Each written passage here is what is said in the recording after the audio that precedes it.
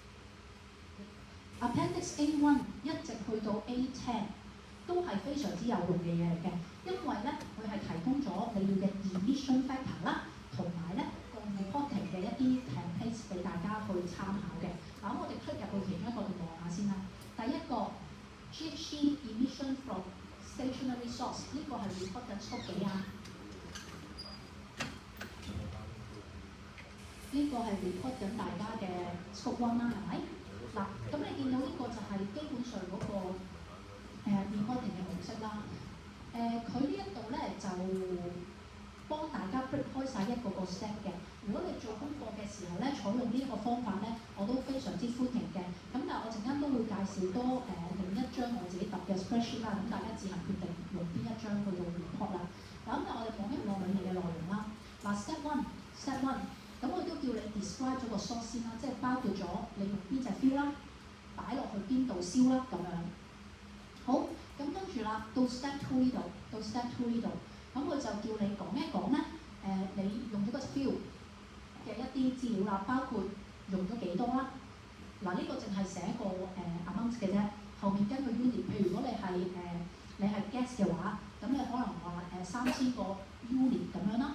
又或者你可以寫翻對應嘅 energy， 嗰個 energy 嘅 content 亦可以嘅咁樣。嗱，咁呢個 fuel type，嗱，因為咧我哋頭先step one 嗰度只係講咗話到底係gas 啊，或者係diesel 啊嗰啲咁嘅嘢。咁但係咧，因為尤其是嗰啲 liquid fuel 咧，唔同 grade 嘅 fuel 咧個 emission pattern 唔一樣，咁所以先至多咗一個咧叫做 fuel type 嘅東西出嚟嘅啫。咁你可以喺咧 notes 2呢度都見到啦。佢講緊啲咩咧？就話，我不如碌落去呢度睇啦，係啦。咁啊 fuel type 呢度，你都見到咧，香港常用嘅都有好幾隻嘅，包括咗有我啲 diesel 啦 ，LPG 就係嗰啲液態石油氣嗰一種啦，係咪？跟住咧就最常用嘅第三種就係我哋 town gas 咁樣。咁所以你都要喺呢個 fuel type 裏面咧 specify 翻到底你係燒緊邊一種油咁樣啦。好，咁跟住 step 3啦，就要你寫翻個 emission factor 出嚟啦。咁啊 emission factor 就係喺跟住落嚟呢一啲 appendix 嘅 table 裏面讀翻嘅啫。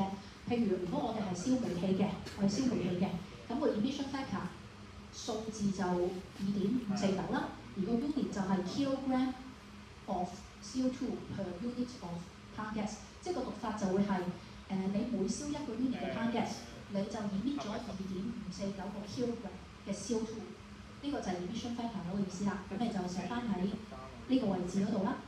嗱，咁跟住咧 step 4呢度咧，其實只係轉一轉個 unit 啫，你見到，因為到最後咧，我哋一般做得 reporting 嘅時候，嗰個 emission 都比較大，咁所以我哋就會中意用 tons of CO2 instead of kilogram， 咁令到數字細啲，冇 manage 啲咁解嘅啫。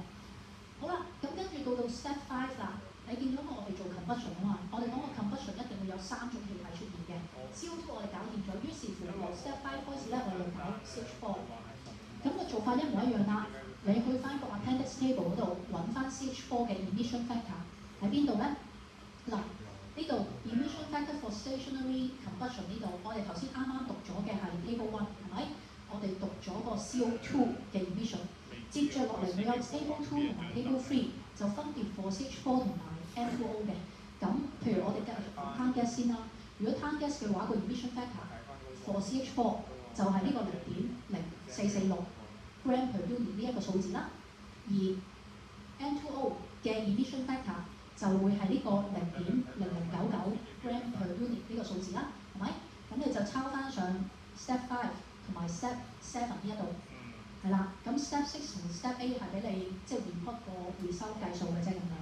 咁當你咧 identify 晒所有嘅呢個 stationary sources 之後咧，咁你就會有一個 subtotal 啦，話俾我知。呢一個 category 裏面 CO2 係幾多 ，CH4 幾多 ，N2O 係幾多嘅咁樣。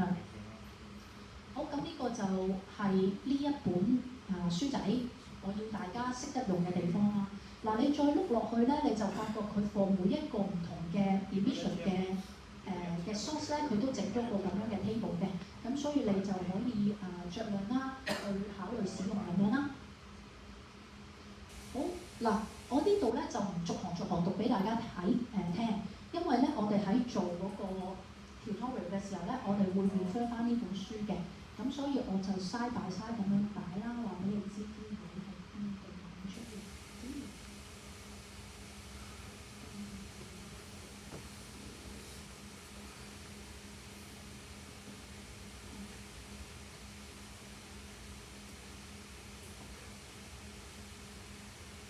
好 ，task two。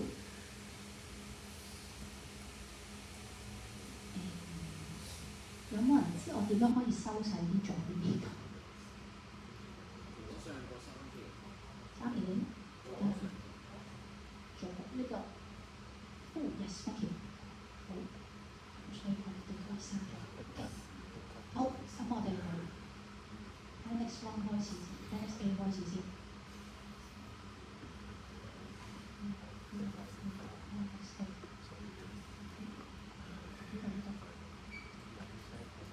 好 ，Annex A 開始。嗱，我哋會由 Annex A 開始用啦，我哋係咪睇個 procedure？咁好啦，睇下有啲咩 background information 先。有咩 background information 先？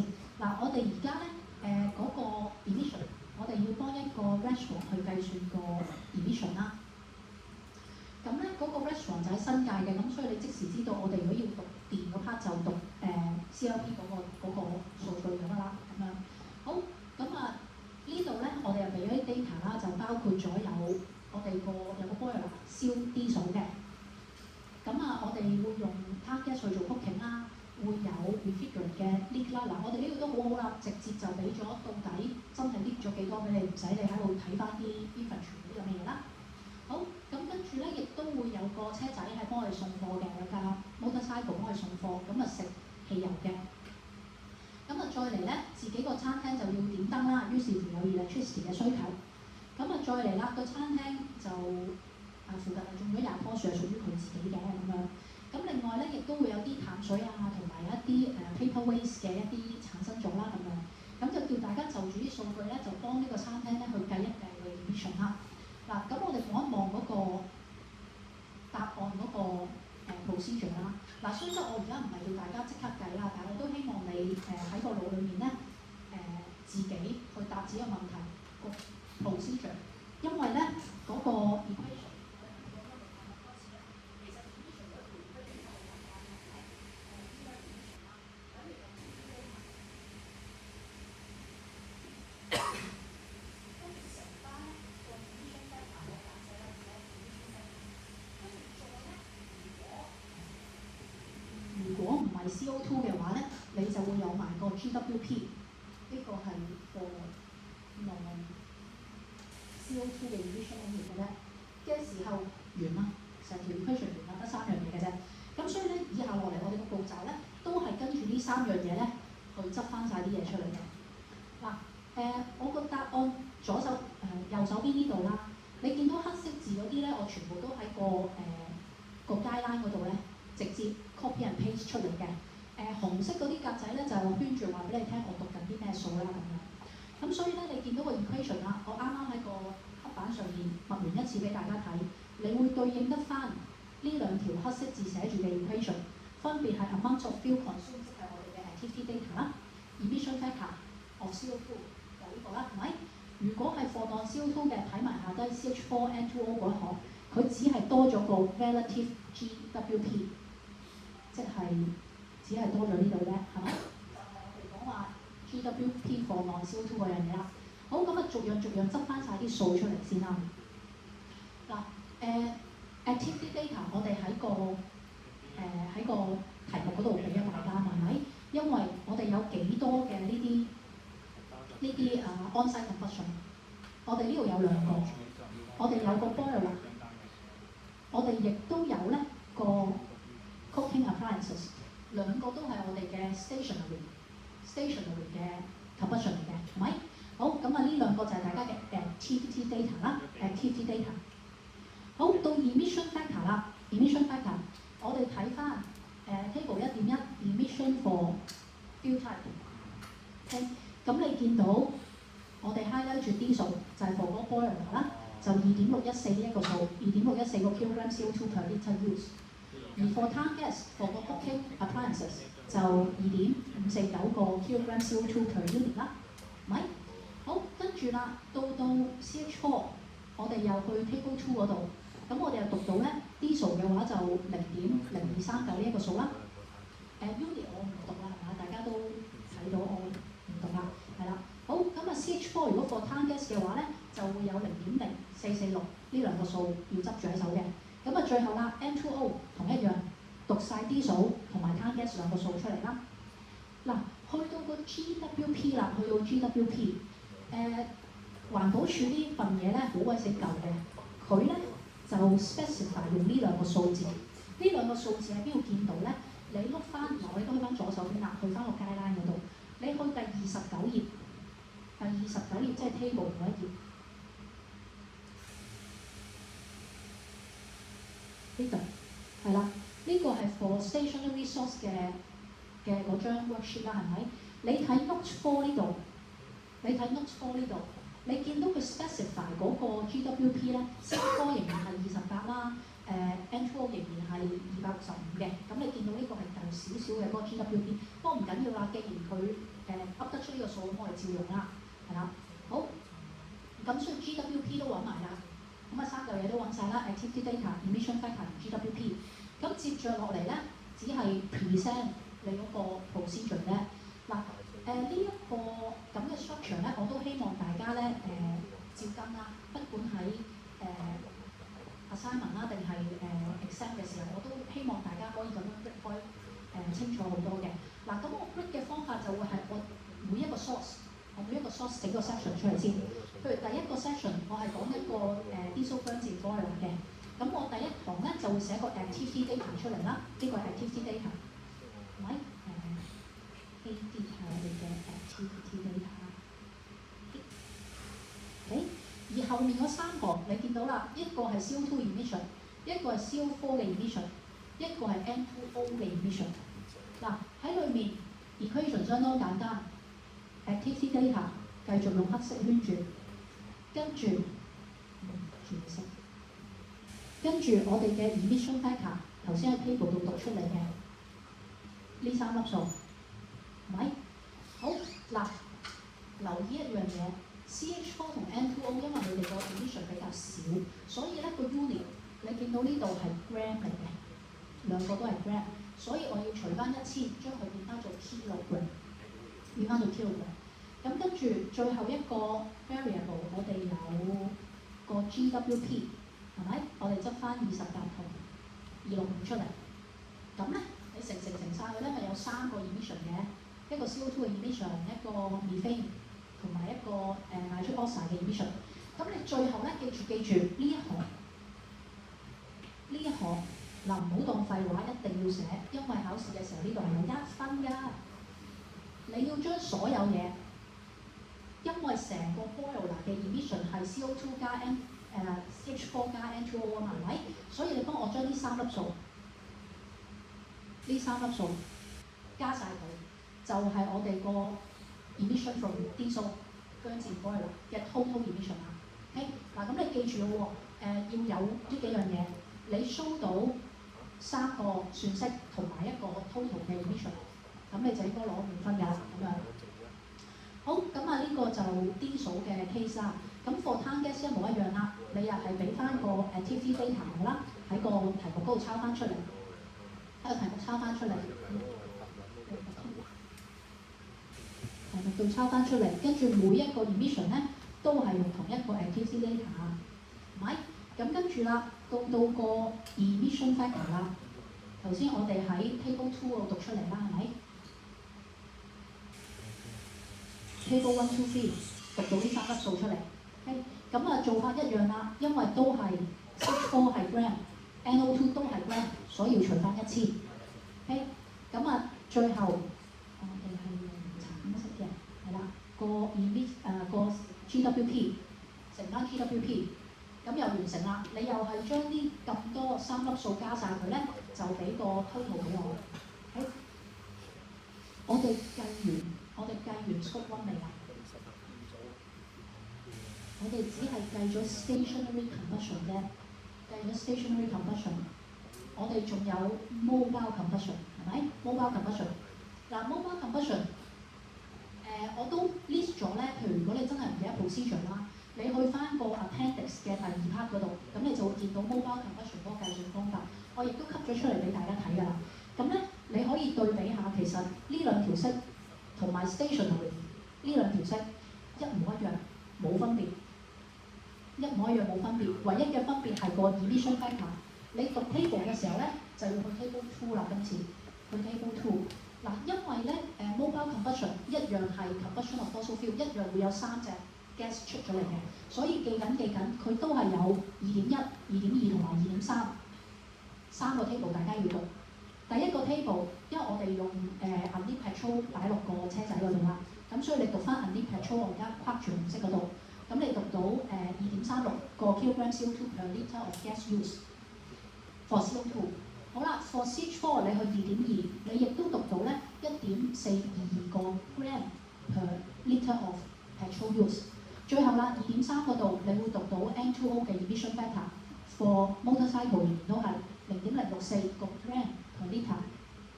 好，咁跟住嗰個 presentation 一模一樣啦，你俾翻個TT data 我，咁我哋用咗12 litre 嘅油啦一年。OK， 咁TT 就抄翻落嚟。咁跟住我哋嗰啲 emission factor 喺頭先 table 2.1、2.3嗰度讀到咧，就抄翻落嚟呢一樹，係咪？好，咁因為都係尋嗰句啦 ，CH4 N2O 記住係 gram，所以要除翻1,000。OK， 咁最後又係嗰個用咗無限咁多次嘅 GWP 兩個數，係啦，咁加埋晒，咁呢一個就係你 total mobile combustion 嘅計算方法啦。OK。好，咁完未啊 ？Scope 1完未啊？仲有 fugitive 啊嘛，係咪？好 ，fugitive 喺 Appendix A Part 3嗰度會有 guideline，咁我亦都 copy 咗出嚟俾大家啦。嗱，佢呢個 guideline 咧就因為 for general use 啦，所以你見到咧佢個 emission data 好複雜嘅 emission data 係呢度成嚿嘢。其實咧，你如果閱讀嗰個 definition 佢講嘢就係話咧。因為你買翻嚟嗰啲雪種，未必全部咧，你嗰一年倒晒入佢個 system 嗰度嘅，亦都未必全部咧，你嗰啲舊嘅雪種咧係emit晒去個 atmosphere 嗰度嘅，你有可能回收㗎嘛，係咪？咁所以咧，佢呢度 CSCI、CDCE 呢啲咧，其實只係同你講你要考慮晒有幾多倉，有幾多日，即係有簡單嘅 mass balance 嘅 mass balance。咁但係我哋呢個 tutorial 嘅 case 咧，我哋已經好簡單嘅幫你咧計晒呢抽嘢，於是乎得出一個 activity data 就係話我哋個 leakage 係9個 kilogram 啊嘛，係咪？所以咧，我哋嗰9個 kilogram 其實就代替晒呢度成個 mass balance 喺度㗎啦，咁樣。咁所以你知道啦，我哋嗰個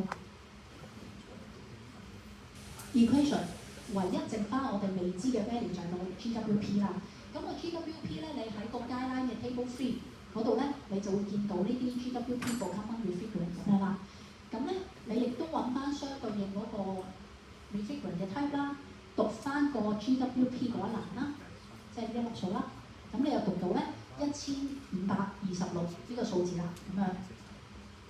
咁擺落去個 equation 嗰度，只係我哋嘅 release， 我哋個TT data 9個 kilogram 乘翻我哋個 GWP 1526，係咪？咁你就邊即時咧？就計得到嗰個 emission 出嚟㗎啦。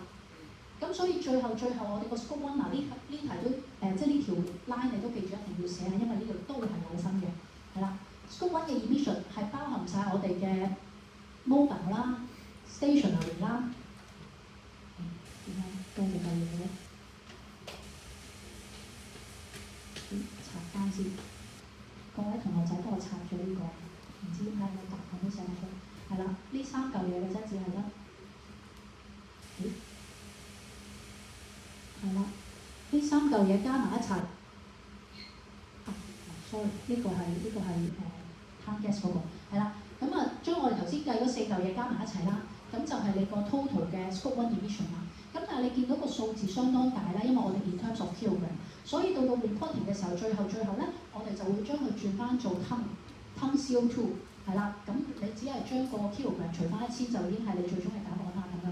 咁呢一個就係一個完整嘅一個 scope 嘅計算方法啦。呢行係啊，呢行咪分下一條線啦。OK， 好，咁跟住到 emission removal 啦。咁我哋講話香港咧 so far 根據 EPD、EMSD 呢個 guideline 啦，佢只係攤種樹一 part 嘅啫。咁而佢種樹嗰度咧，就係呢一度啦。佢已經寫咗個 emission factor 俾大家咧，就係話每一棵樹每一年咧就可以 reduce 到23個 kilogram 嘅 CO2 咁樣嘅。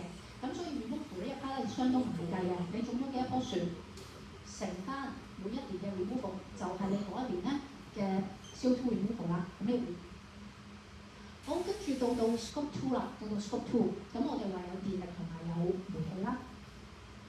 咁咧呢一 part 亦都係一個guideline個級出嚟啦。咁你見到個 equation 呢個 activity data 係咪 ？activity data 乘翻 emission factor 完啦。嗱，呢度點解冇 GWP？ 有冇人可以話俾我聽點解冇 GWP？ 因為電力公司已經幫你計埋所有 CO2 同埋 non-CO2 嘅 emission 成為一個 single 嘅 emission factor。咁所以你喺電力公司讀到嗰一粒數咧，就係已經包含晒你所有嘅 emission 啦。好，咁所以喺呢度啦，個 guideline 都好窩心地咧，就幫大家已經睇晒嗰啲 annual report 啦。咁就列咗兩個表俾大家嘅，一個上面呢個咧就電力嘅表，咁你見到有中電同埋港燈兩間公司過往啲年份嘅 emission factor 啦。咁因為我哋今次喺新界，所以我哋睇翻 CLP 嗰一格就得啦。好，咁跟住再下面呢一個圖咧，呢一個 table 咧就係煤氣啦，煤氣又係過往咁多年嘅 emission factor 啦。咁我哋揀最新個年份嚟到用啦。好，咁啊計算個 presentation 又係咁啦，你列翻個標題話俾我聽，你而家計緊乜嘢嘅 emission 先，跟住列翻個 activity data， 呢個照抄嘅真係同個照抄，係啦，跟住 equation activity data 乘翻 emission factor from 嗰個公司。用個公司就係咁簡單啦，咁呢個就係電力嗰個 emission 啦。煤氣一模一樣，只係個 emission factor 唔同咗，個 activity data 你照跟就 OK 啦。咁啊 scope 2仍然都係啦，呢行又係有一分，你將兩個 emission 加翻埋一齊，總數話俾我知 scope 2係幾多 ，OK 啦。好，到 scope 3啦，嗱喺環保署嗰個 guideline 裏面咧，scope 3又係相對簡單嘅，因為咧佢最主要提供俾大家就係 paper waste 啦、water 同埋 wastewater treatment 嗰三個數嘅啫。咁所以喺呢度咧，我哋都淨係 cap 咗呢三 part 嘅 calculation 出嚟俾大家睇嘅。嗱，而家出俾大家睇呢一個係 paper waste 嘅計算方法啦，又係啦，你見括弧呢一堆嘢其實就係一個 mass balance。話你買咗幾多紙，用咗幾多紙，就有幾多紙就咁樣啦。咁所以我哋喺個題目度亦都咧，晨早就話俾大家聽個 paper waste 嘅重量，咁你可以慳翻呢一集計算啦。好，咁啊跟住啦，又係我哋熟悉嘅綠色 emission factor 啦，係咪？好 emission factor 嗱 emission factor 呢度咧，其實 guideline 上面已經俾咗你啦，除非你有啲再精緻啲啦，又或者再準確啲嘅數據。如果唔係咧，你直接參考呢一個3.72個 kilogram CO2 per kilogram of waste 就已經 OK 啦。嗱，咁所以咧個計算方法咧 ，emission factor 喺呢度，我哋個 activity data 喺呢度乘埋一齊就係 paper waste 嘅 emission 啦。好，跟住啦，去到個water 嗰一 part 嗱我哋之前有討論過話 water 係邊個地方處理話？水務署係咪？水務署咁，所以我哋去翻 water supply department 嗰度，咁guideline亦都幫你讀晒啲annual report， 咁就幫你揾咗咧最新嘅數據喺呢度啦。而污水啦，我哋知道係渠務署做嘅，所以我哋去翻 drainage department 嗰度，又係揾翻 annual report 最新嘅數據。咁就擺落去計算。嗱，呢一度咧。呢一度大家可以留意一下，我哋通常都會 make 呢一個 assumption 嘅。我哋話我哋個 fresh water usage 等於我哋個 sewage discharge。嗱，現實講個 restaurant 咧，睇你邊一 type 嘅 restaurant 嘅啫，係啦。如果你話你係做嗰啲湯料成分比較多嗰啲咧，咁你理論上都知道唔會係 exactly 等於啦，因為你有啲液體係賣咗俾人㗎嘛，係咪？咁但係咧。為求方便起見咧，我哋喺呢個 case 我哋都 assume 一樣，因為點解咧？仲有啲 business 係更加個 difference 係更加誇張嘅，嗰啲係咩 business 啊？如果你係幫緊一間做 beverage 做飲料嘅 manufacturer 咧，咁就唔係咁計啦，因為你飲料嘅 manufacturer 佢勾翻嚟嗰啲水好大部分其實都變咗 product 賣咗出去㗎嘛，係咪？咁所以嗰陣時咧，我哋就唔可以話 fresh water 等於 sewage 啦。但係除此以外，大部分嘅 case 你都可以咁樣 assume 嘅。咁當然啦，你落唔落呢個自己 adjust 啊，你話翻俾我知點解合理啦咁樣。好，咁就既然知道咗呢個 assumption 之後啦，咁所以我哋個TD data for water 同 wastewater 都知道咗啦，都係6萬個liter 嘅咁樣。咁跟住啦，個 emission factor 嗱呢度咧又要留意個 unit 啦，因為咧我哋處理水同污水啦，其實個用電量都相對少，所以你見到咧佢係呢個係 kilogram CO2 per cubic meter，而不是 liter， 係 per cubic meter 嘅。咁所以因為我哋 given 嗰個activity data 係變 liter 啦，咁所以咧我就要除翻1000咧，將佢變翻做 cubic meter 先第一件事。咁所以我呢度其實6萬除1000就係我個 cubic meter 容量，乘翻 emission factor from 水廠啦 ，from 污水廠啦，分別就係呢度同埋呢一度嘅啫。OK， 咁啊乘埋又係等於個 emission 啦。咁啊 scope 3我哋有 paper waste 加埋淨水加埋污水，咁啊3樣嘢加埋就係你 total scope 3，又係記住1分啊咁樣就，所以記住一定要寫啦。好，咁啊嚟到呢度咧，我哋 scope 1 2 3根據香港嘅街單都計咗一次俾大家睇啦。OK， 嗱跟住落嚟，大家做 assignment 咧，我哋有提過話叫大家根據 HKEX 即係港交所嗰個街單啦。咁咧唔使拗頭嘅，因為咧我哋已經 show 咗到底 HKEX 嗰個街單同我頭先 show 俾大家睇 detail 嗰個計算嘅分別係乜嘢？嗱HKEX 佢最主要咧係個 emission factor， 就叫大家咧跟一啲國際嘅標準。嗱，因為點解佢有咁嘅要求咧？因為香港啲上市公司係面向國際啦。咁如果你淨係 refer to 我哋自己本地嗰啲 emission factor 咧，佢就覺得唔 fair。咁所以就提出咗咧，就話譬如有呢啲啦 greenhouse gas protocol 嘅一啲 emission factor 係啦，咁你就可以選擇嚟用咁樣嘅。咁呢度我都俾一條 link 喺大家喺呢個 line 嘅下低俾大家嘅。咁你可以 click 入去咧，其實佢都係 list 咗一紮，譬如你用乜嘢 fuel， 跟住個 emission 係幾多嗰啲咁嘅數據俾大家嘅啫。咁另外咧，港交所要求嘅嘢咧，就係會有呢啲咩NOx 啊、SOx 呢兩樣嘢，我話俾大家知有呢個分別嘅啫，我唔叫大家計啦，因為我哋呢科係講 carbon 嘅，咁呢啲其他嘅 air pollution 唔好理啦。OK， 好，咁啊，所以你可以理解成咧，港交所呢一份嘢，你係不需要重新讀過嘅，你只係需要揾唔同嘅 emission factor 就可以啦。好，咁我呢度就俾咗一個 example 嘅啫，因為嗰個 calculation 嘅 procedure 全部一模一樣㗎啦。我只係教大家點樣去用嗰個 greenhouse gas protocol 嘅 emission factor 嘅啫。嗱，咁我就揀咗第一個 emission 啦，即係我頭先 scope 1 stationary 嗰個 emission 俾大家。咁我哋咪擺啲數落去個 boiler 嗰度燒嘅。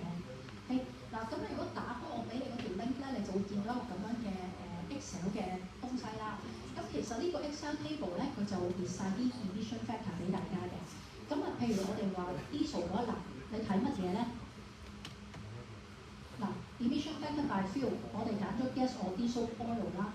然之後，因為我哋有嘅係 liter 啊嘛，我哋有嘅TD data 係燒咗幾多 liter 嘅 diesel， 所以咧我會睇嘅嘢咧係呢一個數2.910 kilogram CO2 per liter 呢一個數，係啦。如果你有其他嘅 emission factor， 例如你知道個 energy content， 你知道 energy content 嘅話，咁你亦都可以用對應嘅 emission factor 啦咁樣。咁但係 for 呢個 tutorial 我就揀咗我哋個 liquid phase 嗰個 factor 先。好，咁啊因為我哋個 mobile combustion 有3樣嘢啊嘛，CO2 讀完 CH4， 咁你拉翻落去咧，你亦都見到咧有個 liquid phase 嘅 emission factor。同埋最後咧 N2O 嘅 emission factor 都會喺嗰個 Excel file 裏面揾得晒啦。咁你跟住要做嘅嘢咧，就讀埋個 GWP 啦。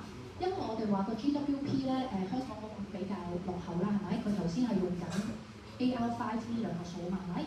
咁但係係咧，如果你跟翻HKEX 嘅規矩，佢要用 latest 嘅 GWP， 所以咧你做功課嘅時候，請你用 AR6， 即係列飛，你應該讀27，你個 L2 你應該讀273呢兩個數課功課。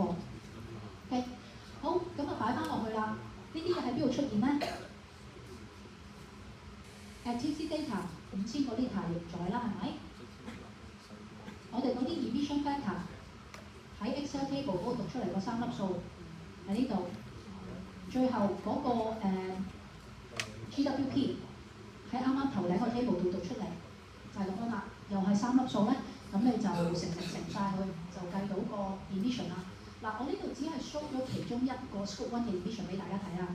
如果你識得揾，你識得讀嗰個 Excel table 呢一欄咧，其實後面嗰啲所有嘅 item 咧，你只係改呢一 part 啫，係咪 ？OK， 好，咁所以呢度我就唔重新再寫一次所有嘅嘢俾大家睇啦。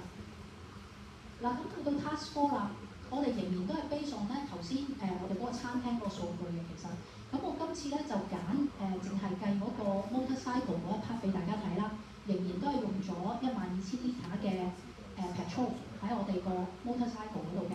咁今次咧就叫大家玩下咧美國呢本GRP。嗱，點解要大家玩一玩呢本咧？因為喺個 assignment 嗰度咧你哋有一 part 嘅 operation 喺美國嗰度發生，咁所以你要識得讀美國嘅 emission factor。咁而你讀嘅方法咧，我呢度都俾咗個link 俾大家。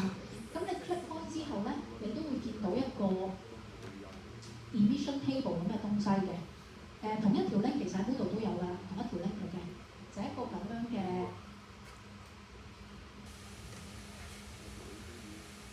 document 啦。咁你碌落去咧，其實你碌到落去呢度開始，碌到落去第4頁個 content page 嗰度開始。嗱，咁我呢份 document 個好處咧，佢有 hyperlink 嘅。咁所以譬如我哋而家讀緊係 motorcycle 啊嘛，即係 mobile combustion 啦。咁你睇翻嗰啲 table 嘅 title， 你見到有 US default factor for calculating CO2 emission from combustion of transport fuel， 即係 mobile emission 係咪？咁所以你一 click 入去，佢就帶到你去 table 2.1啦。而你會見到咧，呢度有咩咧？嗱，佢冇 petrol 呢一隻字嘅，因為喺美國啦，佢哋中意叫呢啲油叫 gasoline 嘅。咁所以你讀 gasoline 嗰一行，你讀 gasoline 嗰一行。咁啊之後咧就有幾個 factor 啦，係讀咩咧？我而家睇 emission 啊嘛，所以你當然係讀 kilogram CO2 per gallon， 即係呢一粒數。咁但係我哋俾你嘅 liter， 咁你自己自轉啦，將 liter 轉翻做 gallon， 乘翻我而家 highlight 住俾你左邊嗰個 emission factor， 咁咪就係個 emission 咯，係咪？咁所以啦，嗱讀邊個 table， 睇邊一行 highlight 咗俾大家啦，我哋淨係讀呢一粒數啫，就讀呢一粒，係啦。然之後，如果 for CH4 N2O 嘅話，佢有另一個 table 2.4。嗱，因為我哋 specify 咗嗰架車咧係有啲 non-headless 嘅 emission control， 咁所以你見到咧，如果係呢一款車嘅話咧，咁啊好好啦 ，CH4 N2O emission 都係零嘅，咁即係唔使計啦。所以於是乎我哋嗰個 emission 嘅 presentation 就係咁啦。我首先將我個 activity data， 我個12000 litre 轉咗做 gallon 先啦。咁你呢個上 Google 一 search 就 search 到㗎啦。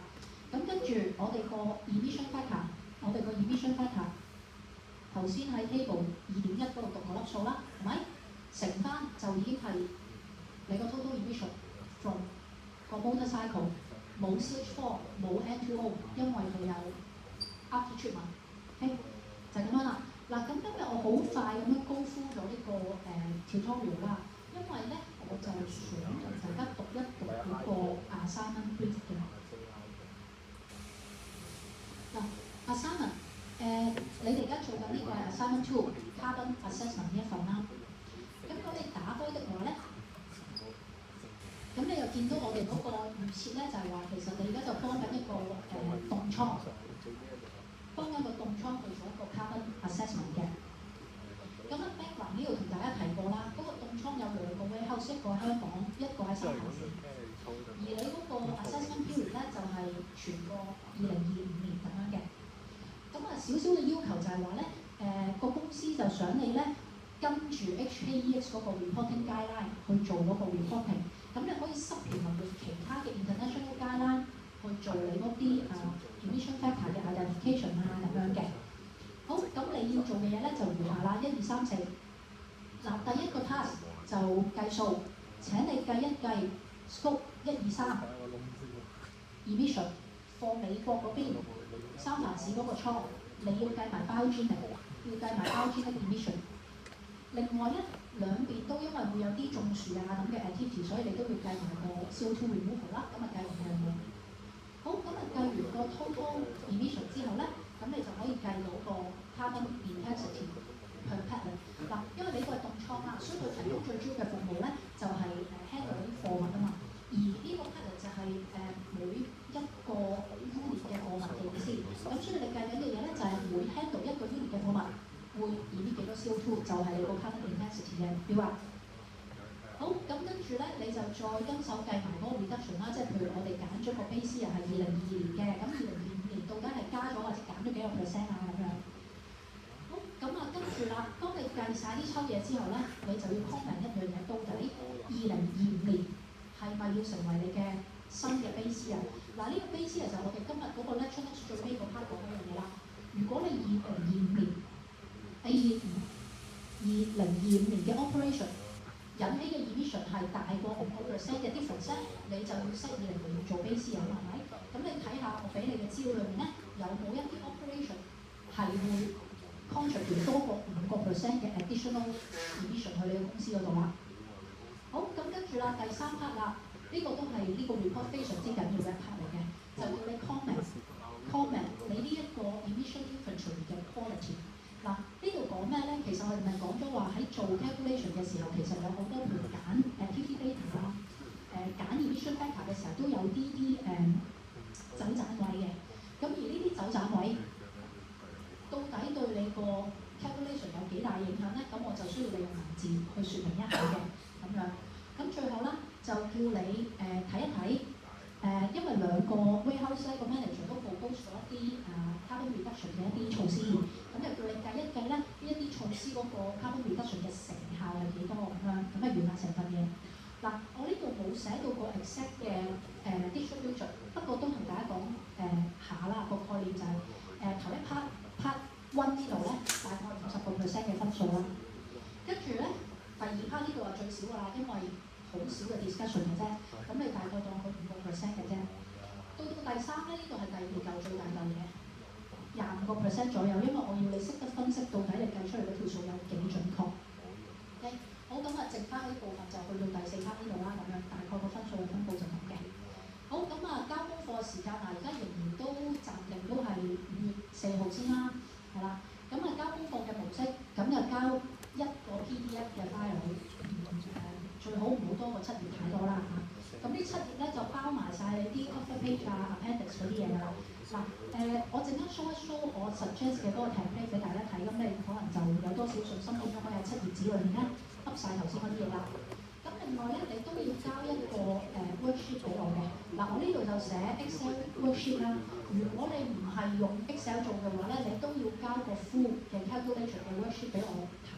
因為咧，嗱，好現實講，我改你嘅時候咧，我係先睇你個 report 嘅。如果你嗰啲大數啱晒咧，細數嗰啲我都係走去望下你揀啲嘢啱唔啱嘅啫。但係如果你個大數呢度，你 report 啲數字真係 touch wood 唔啱嘅話咧，咁你呢個 Excel file 或者個 worksheet 咧就好緊要啦。因為我會睇你做啱咗幾多嘢嚟俾分你嘅。你冇俾我咧，因為上年都有同學仔冇俾我咧，你 report 嗰粒數錯，我就唯有一個大交叉俾你啦咁樣。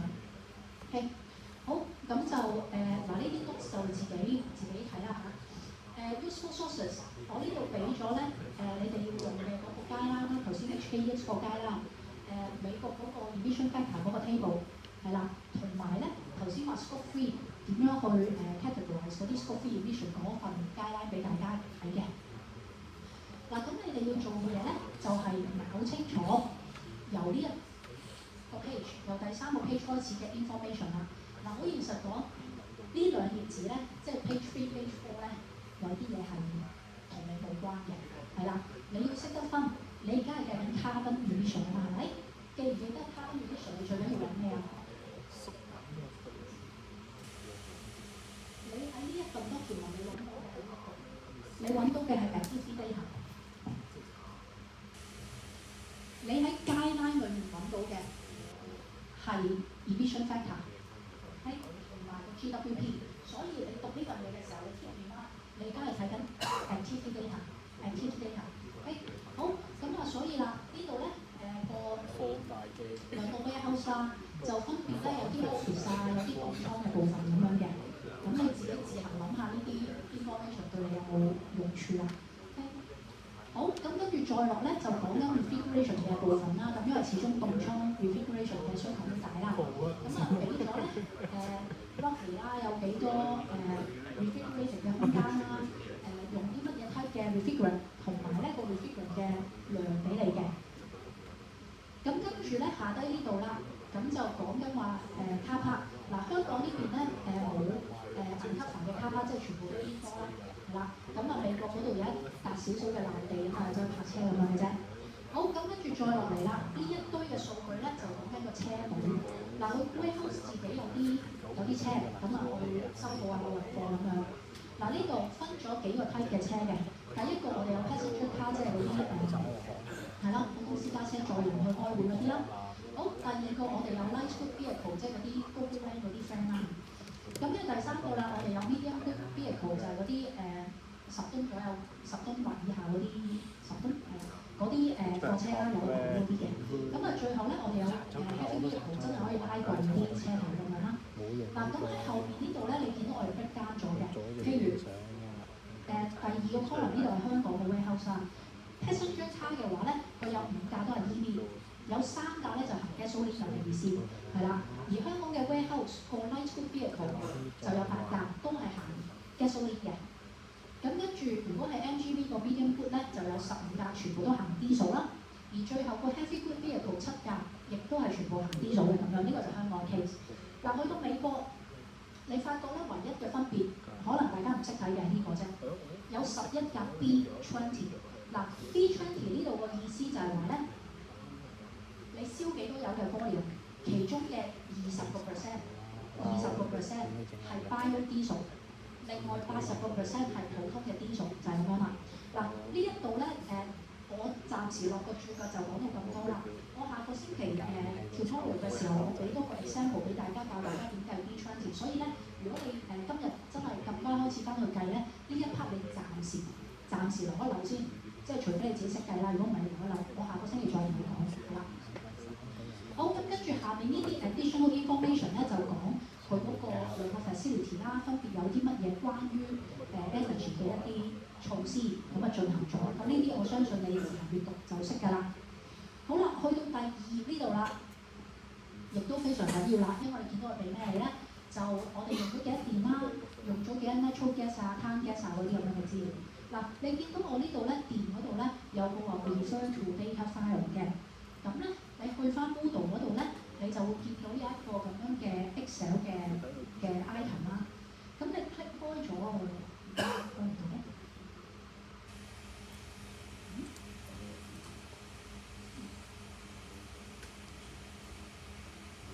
你 click 開咗之後咧，咁你見到我哋都有幾個 tab 嘅。咁第一個 tab 咧就寫住個 electricity bill 啦。咁我哋分咗呢一 part 係香港個 warehouse 過去嗰1年嗰個用量嘅。咁呢啲1、2、3、4、6、7咧，其實就 refer to 佢邊個 meter 咁樣嘅啫，係啦。咁啊下低呢 part 就係三藩市個 warehouse 啦。咁啊第2 part 咧，你見到有啲 air travel 嘅資料嘅，咁有邊個去咗邊搭咩航空公司咁樣。咁你嗱呢度你應該亦都係唔識做嘅，呢個你亦都可以等我下個星期我 show 一個 example 話俾你知 business travel 係可以點樣計啦。咁但係你知有呢一 part 係需要做㗎啦。好，咁再嚟啦，我哋亦都俾多少少關於嗰啲vehicle 嘅資料俾大家啦，係咪？咁啊呢度就 show 咗每一架車佢嗰個里數㗎啦。咁你自己到時自行決定，到底用邊一個 information 去計咧，係會準確啲啦。嗱，因為點解我話要你自行決定咧？你見到我哋呢個 vehicle fuel purchase， 我哋其實都俾咗啲總數你嘅，係啦，俾咗啲總數，到底買咗幾多 gasoline 啊，買咗幾多 diesel 啊，同埋買咗幾多 biofuel 嗰啲味嘅。咁我哋頭先講 mobile 嗰一 part 係有討論過咧，到底理數準確啲啊，定係個用油個量準確啲啊嘛，係咪？咁你呢度自行咧決定，然之後話翻俾我聽點解你揀嗰粒數嚟用啊咁樣。好，咁跟住再嚟就係有啲 utilities 啦，包括咗我哋嘅用水量啦，同埋我哋嗰啲 waste generation 啦。嗱，waste generation 你中意計得好 details 嘅，你可以用晒啲數據。如果唔係嘅話咧，我哋頭先 show 過俾大家睇係咪？香港咧，我哋淨係考慮過 paper waste 嘅，咁所以你可以咧先計咗 paper waste 嗰一 part 先，係啦，其他有時間先至再叫點綴下啦咁樣。好，咁跟住咧再嚟我哋就亦都會有個 refrigerant 嘅 purchase 俾大家啦。咁你亦都自行考慮，到底你係應該用呢粒數啊，定係頭先上面呢一紮嘅數據去幫我計一計，到底咧佢每一年因為啲 refrigerant leakage 而引起嘅而引起嘅 emission 係幾多啦？好，咁啊最後就係話俾大家聽，每一個 site 有一棵樹嘅咁樣。嗱，咁跟住咧，以下呢幾段文字咧都係緊要嘅，用嚟做乜咧？呢個首先呢一段先，就係咧大家要攞嚟考慮 base year 嗰樣嘢啦。喺我哋話咧，我哋個 base year 原本係2022年嘅，係啦。點解我哋 set 2022年做 base year 咧？因為嗰年咧佢就擴充業務，就買咗三藩市個 warehouse 翻嚟啦。咁由2022年開始咧，個公司亦都做咗1、2、3、4個動作，去到 improve 佢自己嗰個 operation 啦咁樣。咁有啲咧就攞嚟慳電嘅。咁啊最尾呢一 part 咧，佢就買多咗個 workshop 翻嚟，而個 workshop 咧係自帶住一啲嘅 emission 咁樣啦。咁所以你要做嘅嘢咧，你就要計晒你原本嗰啲 facility 嘅 scope 1、scope 2、scope 3之後，計一計呢個1800噸嘅 emission 係你嘅幾多個 percent？ 如果超過5%咧，你就要做 base year recalculation。嗱，我唔係叫你做 recalculation 嘅，你只要落個 comment，我需唔需要做呢樣嘢就得啦。你只需要計一計呢1800個 ton 係 over 定係 under 5%，就係咁樣啦。好，咁跟住啦，我哋話要個 report 最尾嗰個 section 叫大家 comment 下咧嗰啲carbon reduction 嘅 measures 嘅effectiveness 係咪？咁呢個就係兩個啲 manager 自己 propose 嘅一啲手段啦。嗱，第一段呢個係香港個 manager propose 嘅，咁佢就 propose 要加太陽能板啦 ，rooftop 嘅太陽能板。咁太陽能板唔需要大家設計，因為佢已經先嚟咗啦，話俾你聽每一年嗰個 generation 係幾多。咁你只要將呢一個計翻你慳到幾多電，咪就係即係等於慳到幾多 CO2 啦，係咪？好，咁到三藩市嗰邊啦，咁個 manager 咧就 propose 話用個combine heat and power 嘅 system 去供熱嘅同時供能少電咁樣啦。嗱，咁呢一樣嘢我都係未教大家計嘅。如果你識就自己先計啦，如果唔係你亦都係等我下個星期咧，我都會 show 個 example 點樣去計CHP 嗰個效率嘅，係啦咁樣。咁你就計晒呢兩個measures 嘅 effectiveness， 咁咧就已經成份 report 1、2、3、4點咧就做晒㗎啦。嗱，咁我而家咧，因為我講到呢度咧，我再 release 多兩樣嘢俾大家啦。好，請大家再 refresh 下你個 Moodle， 再 refresh 下你個 Moodle。你見唔見到一個叫 Carbon Assessment Report Template 同埋一個 Carbon Assessment Worksheet 嘅 template 兩樣嘢？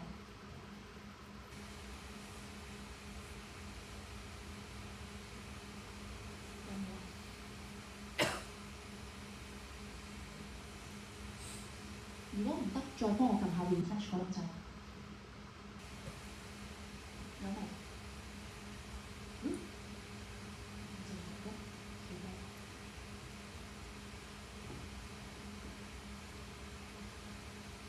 如果見到嘅係咩樣嘅手咧？OK， 好 thank you。係啦，嗱，點解我 hold 到呢一刻先至 release 呢兩樣嘢咧？因為我哋未講完，你要做啲咩咧？我就費事咧你 confuse 跟住填錯嘢咁樣啦。咁所以我哋而家咧就望一望呢兩張嘢先。嗱，大家記得要交一個 PDF 嘅 report 同埋一個 worksheet 啊嘛，係咪？咁咧呢個第一份 carbon assessment report 咧就對應住你要交個 PDF 啦，而下低嗰個 carbon assessment worksheet 咧就對應住你要交個 Excel 嘅 worksheet 嘅。咁我我哋先打開個 report 嘅 campaign 望一望先啦。嗱，呢個 report 嘅 campaign 分 page 嗰啲嘢，大家知道應該要做啲咩㗎啦？你首先年份寫翻你個 reporting year，所以呢個係2025啦。咁啊 company name 喺個 brief 嗰度有作咗一個俾大家咁抄翻落去嘅啫。咁跟住你自己個大名啦、學生號碼啦，同埋你交 report 嗰一日就係咁多啦。咁啊，你覺得我個 campaign 核突嘅話，你就自己整個靚啲啦。OK， 係啦。咁但係由第2開始咧，我就唔希望你改變太多嘅嘢啦。嗱，因為咧始終數據都比較多啦。如果大家用各種唔同嘅方法去 present 咧，咁啊真係〜我又驚 miss 咗你寫嗰啲嘢啦，係咪？咁所以咧，你最好如果唔係好大嘅理由咧，你都唔好太大嘅更改呢一個 campaign 啦。但係加行減行係可以嘅，即係你譬如我哋第一行啦，就叫大家咧寫個日子嘛，咁就其實1月1號去到10月31號嘅啫。去到第2 part 呢度嘅 operational boundary 咧，其實就叫大家咧 identify 晒你諗到嘅 cat free emission。嗱，咁我呢度咧，我啲灰字咧，我啲灰色嘅字上面都俾咗個 box 俾大家啦。其實只係做一個 guideline，話俾你知大概你可以寫啲咩啊，點樣寫咁樣嘅啫。到時你真係做 input 嘅時候咧，請你幫我 delete 咗佢啦，唔好將我個 example 都交埋俾我啦咁樣。好，咁啊睇一睇第2格先。第2格我哋講緊話 list 晒嗰啲 scope 3嘅 emission 啦。咁所以咧你就要identify，譬如你有 scope 1，你有 purchase goods and service 嘅，咁你就寫個 title 喺度啦。咁跟住咧，譬如喺香港有買嘢嘅，咁你就寫香港買咗啲乜嘢，咁啊 list 曬出嚟。嗱，喺呢個表係不需要啊寫數字嘅，你只需要 identify 到你諗咗嘅嘢就得㗎啦，不要寫數字啦。好，咁啊呢度你當然 identify 得越多，咁我知道你對呢個 scope 3嘅理解又越好啦，咁樣係啦。咁你香港又幫我諗一諗，三藩市又諗一諗。不過呢個 table 咧。走精片嘅地方係咧，其實我相信 scope 3啦，對於香港同三藩市都好相似嘅，係啦。好，到第2格啦，嗱第2格就真係 report 大家計咗出嚟嗰啲數啦。咁我呢度咧只係叫大家 report 2025啫，即係今年你計嗰粒數。咁咧你就分翻 scope 1、scope 2、scope 3。嗱，你見到我嗰粒灰字，我首先有個 value 嘅，嗰個 value 就係你計出嚟嘅 emission 啦。而後面括弧括住嗰個咧，就係相對個 base 啊，到底加咗或者減咗幾多 percent，就係咁樣啦。咁跟住包專利，再問一次香港會唔會有呢粒數啊？香港冇包專利，淨係得 San Francisco 嗰邊有嘅啫。Removal 兩邊都有。最後你個 carbon intensity， 幫我將 scope 1、scope 2加埋之後除。喺個 brief 嗰度，我哋咪有話每一個 warehouse handle 咗幾多個pallets 嘅，係咪？除翻個 pallet 就係個 carbon intensity 啦。OK， 好，咁呢個就第3格嗰個 table 講咩啦？好啦，到第4格啦，就叫你 report 翻 base 嗰啲嘢嘅啫。咁仍然都係啦 ，scope 1、scope 2、scope 3，你用翻嗰個brief 裏面有啲 information 去計。跟住咧，我同大家講話使唔使做 recalculation 喺呢度啦。若然你發覺我哋喺2025年買翻嚟嗰個 workshop 仔，嗰1800個噸嘅 CO2，compare with 你嘅 scope 1、scope 2係大過5%咧，你呢度就要寫 yes。如果細過5%就寫 no 啦。Okay？如果係寫 yes 嘅話，咁咧下面呢一格嗰度就解俾我聽話啊，因為我哋買咗個 workshop 嘅 emission 就大過5%，寫一句就得㗎啦。好，咁跟住再落啦，就係嗰啲 detail 嘅 methodology 嘅解説啦。嗱，因為我哋都已經指明咗，就話想大家用 HKEX 嗰份嘅guideline啦。咁但係嗰份 guideline 裏面咧，有啲 emission factor 有啲 emission factor 冇嘅。若然你喺個 guideline 嗰本書裏面咧係冇見到 emission factor，即係你要喺第啲 source 度揾啦。咁你咧就要填一度啦 ，source of emission factor not provided by the standard。咁譬如scope 1。尤其是美國嗰邊啦，你 likely 咧就會喺嗰本 GRP 嗰本 General Reporting Protocol 嘅 emission factor 嗰度攞嘢嘛，係咪？咁所以你 scope 1咧，你就話俾我聽，所有嘅 stationary 同 mobile emission factor 咧都係 come from 嗰本 GRP 嗰本嘢咁樣啦。好啦，去到 scope 3咧就應該香港同美國都有啦，因為 scope 2咧你至少會有電同埋有煤氣嘛，係咪？而嗰兩樣嘢咧，你都係喺啲公司嘅年報嗰度找出嚟嘅。咁所以你就會寫句咁嘅嘢俾我睇啦。Emission intensity of electricity sold by CLP 係幾多？個 source 揾個括弧括住話俾我聽喺邊年嘅 report 嗰度揾出嚟咁樣。咁 scope 3亦都係啦，你能夠 quantify 到嗰啲，嗱因為我頭先講話你可以個呢一 part 呢個 operational boundary 你中意寫幾多都得，係咪？但係唔係個個你都計到數嘅，你揾計到嗰啲。揾計到實數嗰啲寫落呢度就 OK 啦。例如 paper waste 嗰啲一定計到啦，例如 water 嗰啲一定計到啦，同埋 waste water 都一定計到啦，係咪？咁同埋我哋頭先有 show 過個 data file 俾大家睇，有 business travel 啊嘛，係咪？咁所以我覺得你 scope 3呢度咧最少應該有4樣嘢喺度嘅。OK， 好，咁跟住啦，落嚟呢個咧就係我哋嘅 breakdown table 啦。咁你就分翻開咧。stationary 寫粒數俾我 ，mobile 寫粒數咁樣。咁呢度我相信你呢一刻你自己自行讀都知道點解㗎呢堆嘢。好，咁啊跟住啦，呢度啦，落到去個 quality of inventory 呢度，咁你就要咧，因為你可能計算嘅時候咧，香港同美國你可能用咗啲唔同嘅數據啊咁樣。咁所以你話翻俾我聽咧，呢啲數據嗰啲accuracy 有幾高啦，咁你就分翻開兩個盒話俾我知，又或者嗰一啲係 common 嘅common 嘅 assumption， 咁你就寫 common 嗰 part 就 OK 啦。好，咁跟住再落啦，我哋咪話兩邊嘅廠長都分別咧提議咗一個 carbon reduction 嘅 measures 嘅，咁你就將咧佢嗰個 measures 嘅成效就寫喺呢度，即係你計出嚟個 emission 可以減到幾多啊咁樣。嗱，跟住記住有呢啲 concerns， 因為你亦都係會 make assumption 㗎嘛，係咪？咁你要講清楚俾我聽，你用乜嘢方法去計算嗰個reduction 嘅 potential 啦，咁樣係啦。咁啊，跟住 reference 大家知道寫咩啦？如果你有用 external 嘅 source 就寫低啦。最後 appendix 咧就係、是、如果你嗰個carbon reduction 嘅 potential 嗰啲 calculation 個方法係你喺呢度解説嘅時候。唔係一啲好 common 嘅方法嘅，係一啲比較 specific 嘅方法。咁你喺 appendix 嗰度咧就 show 清楚你點樣計佢出嚟啦。咁呢個就係個 PDF 大家要做嘅嘢啦。好，咁跟住第二份 document 咧就係、是、個 worksheet 啦。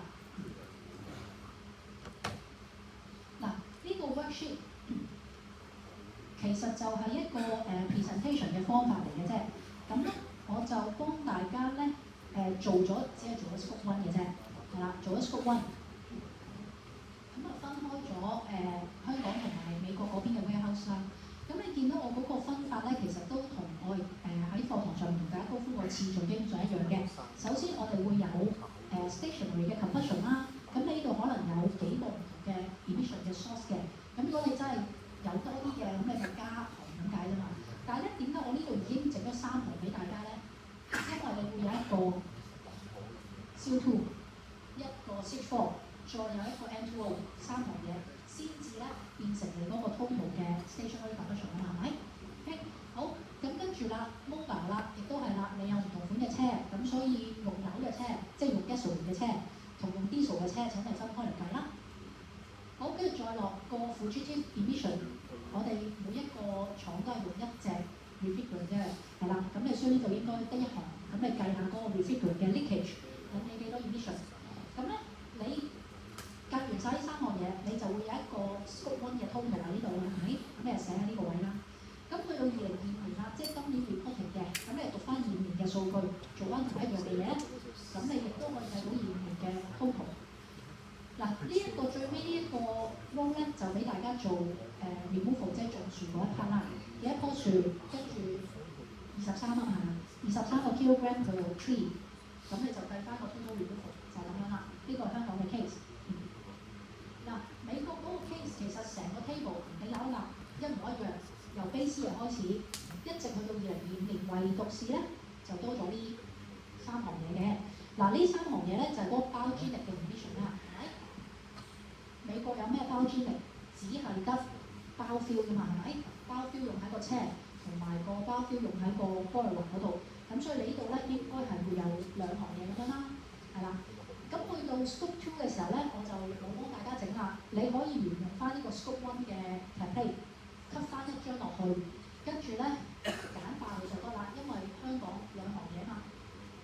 埋煤氣，美國都係得兩行嘢，得電同埋 natural gas 咁樣，係啦，咁呢度自行處理啦。OK， 係啦，咁今日我要同大家講嘅嘢應該就係咁多。嗱，咁我相信今日個信息量都大啦。你今日晏晝測完好似話？今晚 OK， 好。嗱，你測完驗之後咧，都想你哋detail 咁樣啦。今日去讀下個 brief。highlight 仲有啲咩 information 係緊要嘅，有啲咩係唔知攞嚟做乜嘅。嗱，因為我哋下一堂咧，我哋下一堂已經係最後一堂 regular 嘅 lecture， 剩翻嗰個禮拜你温書啦，係咪？咁我唔想佔用太多温書嘅時間同大家講下三項。咁所以咧，你到今個星期揾時間讀呢個 brief。讀咗我頭先俾你睇嗰個 data part， 跟住你唔知點解嘅部分，下一堂我哋全班一齊討論，因為我相信你有問題嘅地方。